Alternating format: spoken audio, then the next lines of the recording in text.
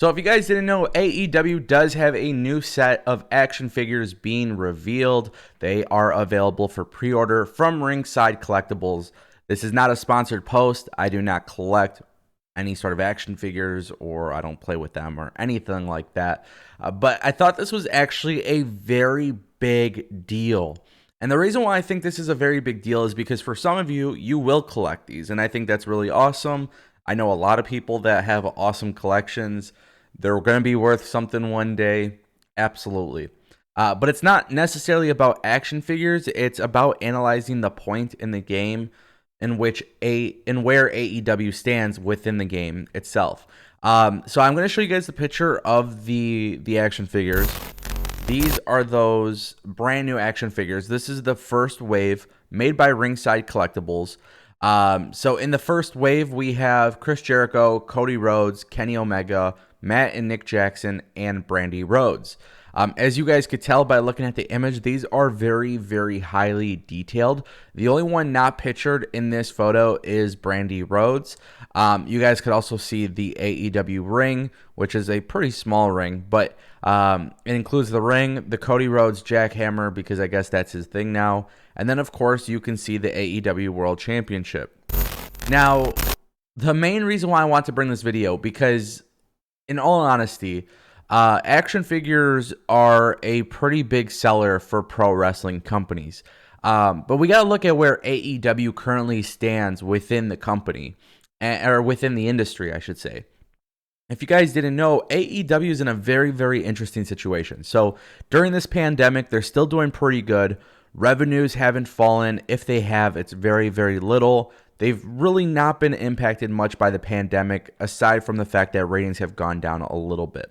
With Ringside Collectibles carrying the AEW license and now having the ability to create AEW action figures means that there's going to be a lot more awareness of AEW. And it's still not even been 3, 4, 5, 6 years into the company. The company is still so young. Just a year ago, we had the first ever Double or Nothing. Later on this week, we get the second Double or Nothing.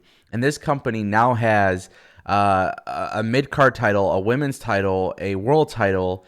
On top of that, they have a stacked roster. They are gearing up for a second show in the near future.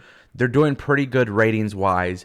And now they have somebody to carry the license of AEW for, action figures. And the reason why this is important is because AEW as a brand is going to start becoming more conscious about the awareness that their product brings to the world of consumerism. So people that are consumers, buying products and stuff like that, they're going to have a choice.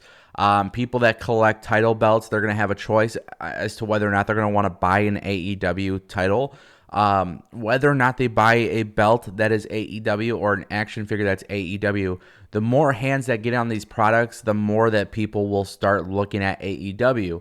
And I think it's very important for people to know that AEW is also in a situation where, it starts with Ringside Collectibles being posted online, but next thing you know, we can start possibly seeing these things like in a Target or a Walmart or something. And when people look at this, especially the parents, they're going to look at this and they're going to say, what's AEW? If they see Chris Jericho, they're going to think back to WCW. They're going to try to give this a try. And I think having this kind of exposure is really what's going to help AEW. And I think it really does help WWE. The one thing that really helps WWE, whether or not you're an internet fan or not, WWE has the tendency to put a lot of stuff out there. There is a lot of WWE everywhere you look. And I think the sooner that other pro wrestling companies do the same, it will be even more beneficial. WWE, from a PR standpoint, is everywhere. From a merchandising standpoint, WWE is everywhere. I think this right here, today, with the action figures we're looking at, I think this is the first step for AEW to get out there. And I think that is actually a really interesting thing that I really just want to see how they do. I want to know how these sell. I want to see what people's interest level is, because I'm a huge fan of AEW, but I don't really rock with with the action figures. I don't have anything against them. It's not for me. It's not something I collect. It's not something I'm interested in. I'm into more of like the other kind of memorabilia, autographs and plaques and posters and stuff like that. So, but nonetheless, this is the way I think you got to get out there, and I think this is the a first major step. So yeah, I am interested to see what happens, but I do want to know what you guys think. Again, this is not a sponsored video. I do not have any links in the description for pre-order or anything like that. I don't have an affiliate link or affiliate code, so I'm not pressuring you guys to buy them. I just want to show you guys what they look like. The Brandy Rhodes one, in my opinion, just was not a good looking. It was not like a good looking action figure. It didn't look as detailed as these did, in my opinion. I'm also kind of questionable on why they even decided to do a Brandy Rhodes one as part of the first wave. And that's my only fear, because all the good that I talk about, just keep in mind, Brandy Rhodes is a very important part of AEW. I have nothing against Brandy Rhodes. I think she's good. I think she's talented. But as far as this women's division goes, it's very clear. Nyla Rose, Britt Baker, Hikaru Shida, Chris Statlander. I mean, those four names in them, in those, it's just crazy. Those names are way bigger than Brandy Rhodes when it comes to this women's division. But I don't know. It is what it is.